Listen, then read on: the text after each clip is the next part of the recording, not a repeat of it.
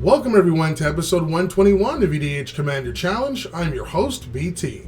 Happy holidays to you all out there. Hope you finished your Christmas shopping, because I just finished mine today. We're just 6 days away from the big day itself, Christmas Day. Sorry for this episode being a little bit late. A couple days ago on the 17th, I celebrated my birthday, where I got to spend some great time with some family and friends and got some sweet presents. By the way, the cool thing about being born in December is you get hashtag double presents for birthday and Christmas. Aw yeah! Anyway, we're back for week 3 of our Holiday Battle Royale, so let's get right into it. Let's check out those opening hands. First, in this corner, with an opening hand of 2 mountains, Rootbound Crag, Gaia's Anthem, Explosive Vegetation, Plague Mirror, Blightsteel Colossus, and his Gruul-style Santa, Grumgully the Generous. It's our Playgroup's Avenger.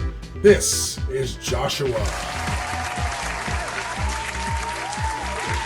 Next, in this corner, with an opening hand of an island, Overgrown Tomb, Bloodstained Mire, Phyrexian Altar, Mystical Tutor, Extract, Mystic Retrieval, and his WUBRG-style Santa, Golos Tireless Pilgrim. It's the #1 fan of infinite combos. This is Mark. Next, in this corner, with an opening hand of a Plains, Mountain, Scattered Groves, Wooded Bastion, Chromatic Lantern, Crop Rotation, Heroic Intervention, and his Naya-style Santa, Marath, Will of the Wild. It's the Perfectionist, Phil. And finally, making her debut on the channel with an opening hand of 3 Forests, Elvish Pioneer, Jiraga Tree Speaker, Great Oak Guardian, Lovestruck Beast, and the Mono Green style Santa, Ghalta Primal Hunger. She's the People's Champ, Roxie. Phil won the dice roll to start us off, so let's begin the Santa fight. For their first turns, Phil plays a tapped Scattered Groves, Josh plays a Forest, Roxie plays a Forest and casts Elvish Pioneer, letting her play another Forest tapped, and Mark plays a tapped Overgrown Tomb.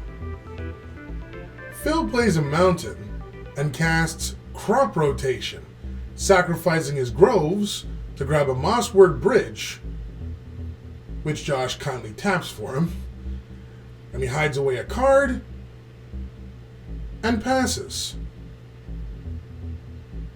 Josh plays a Mountain and casts Plague Mirror and passes.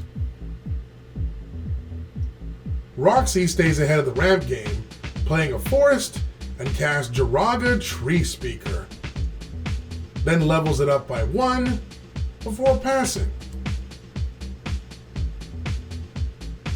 Mark plays Bloodstained Mire and passes.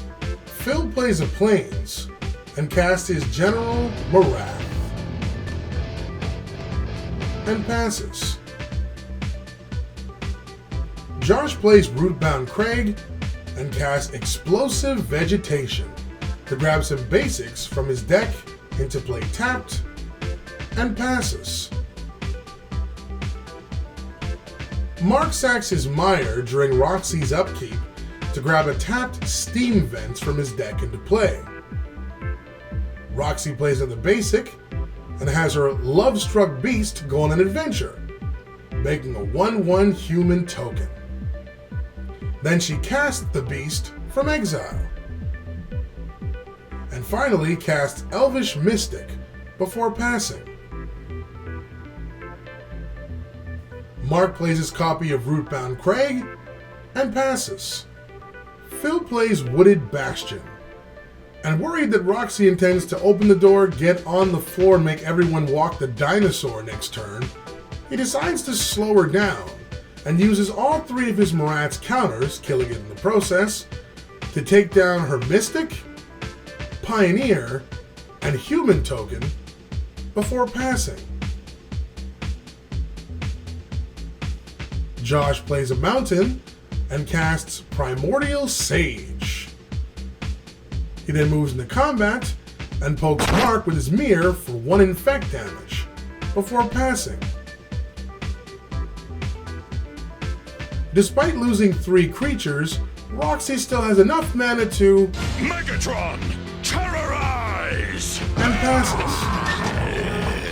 During her end step, Mark casts Mystical Tutor, placing Spoils of Victory on top of his deck. Mark plays an island and casts said spoils, getting a Godless Shrine into play tapped, and passes. Phil plays a forest and casts Sky Shroud Claim to grab both Stomping Ground and Temple Garden from his deck into play tapped. Although his lands for some reason hardly look tapped, kind of like Magic Arena. Or maybe it's just me? I don't know. Anyways, he then plays Karplusan Forest and passes. Josh plays a mountain and casts his general, Grumgully. He then gets a free draw from his Sage's trigger, and then casts Nivenril's Disc. He then pokes Phil with his mirror for 1 infect damage before passing.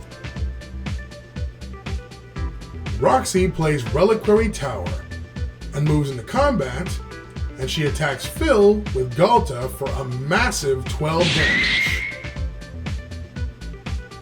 In her second main phase, she casts Life's Legacy and sacks Ghalta to draw 12 cards.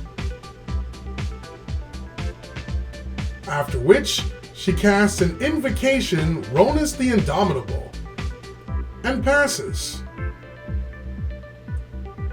Mark casts his general, Golos, and shortcuts passing while he gets an Urborg from his deck into play tapped. Phil recasts Marath, who now has 5 counters, and passes. Josh plays a mountain and casts Contagion Engine. He targets Mark with the minus counters, not wanting to destroy anything or make any enemies. But Phil casts Crozen Grip and gets rid of it immediately, and then Josh passes. Roxie plays a basic and casts Gigantosaurus. Then she recasts Ghalta. Then she moves into combat and attacks Phil with Ronus. Phil declares no blocks and takes the hit. Then Roxie passes to Mark. Mark casts Diabolic Tutor to add a card from his deck to his hand. Then he casts Mana Vault and passes. Phil plays Slayer's Stronghold and casts Chromatic Lantern, followed by Rhythm of the Wild, and passes. Josh plays a mountain and decides to use his disc to wipe the field.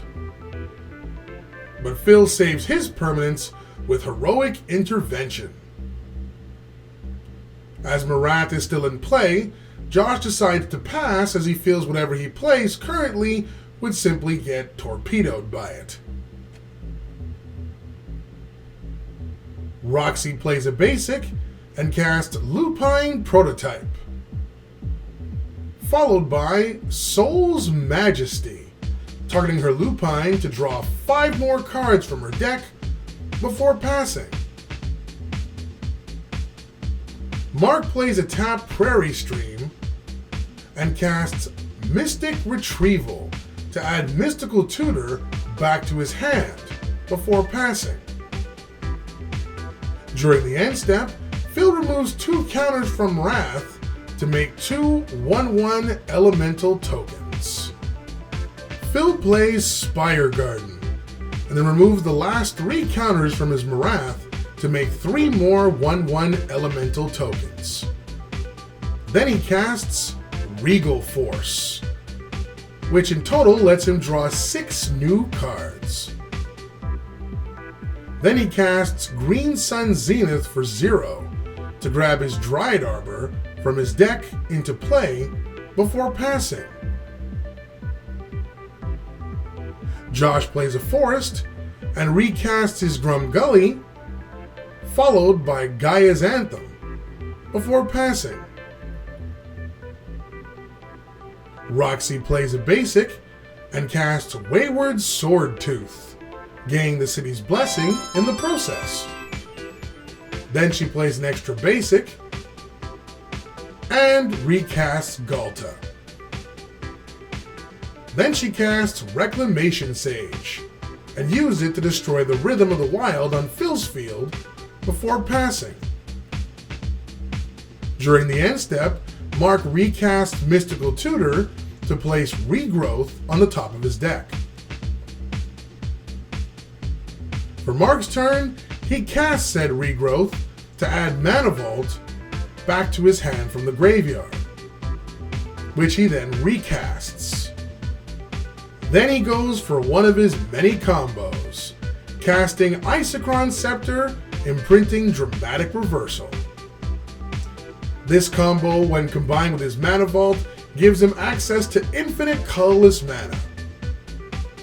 With it, he casts Phyrexian Altar, and which by endlessly casting and sacrificing his general Golos to it, he can gain infinite colored mana as well, and uses it to cast the OG Fireball to take out everyone at once and win the game. Unfortunately, Josh didn't really get to do much here. It looks like he had a big plan to use with his Nivenrill's disc after it blew up the board, but as Marath was still in play after it happened, well, he never played the cards, so we'll never know. Phil, in my opinion, didn't get to do much either. His Frozen Grip would have stopped Mark's infinite combo cold if he had saved it, but he worried much about the Contagion engine, even though it would have taken several turns to take him out.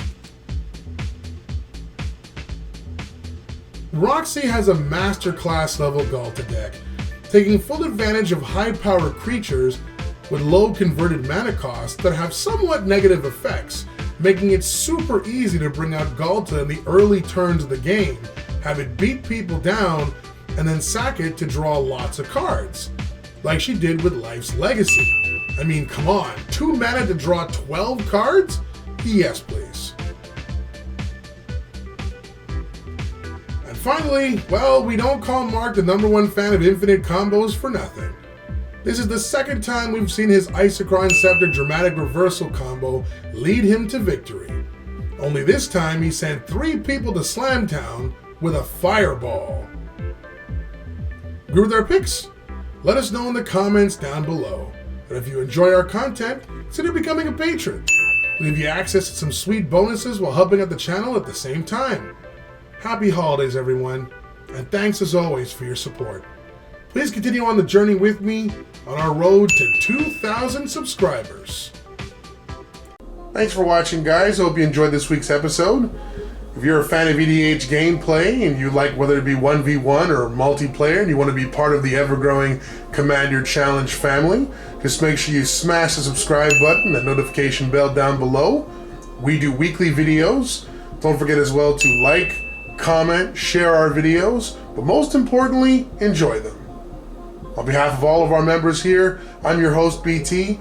Feel free to check out all of the videos in the channel, join our game, it's now your turn. Cheers!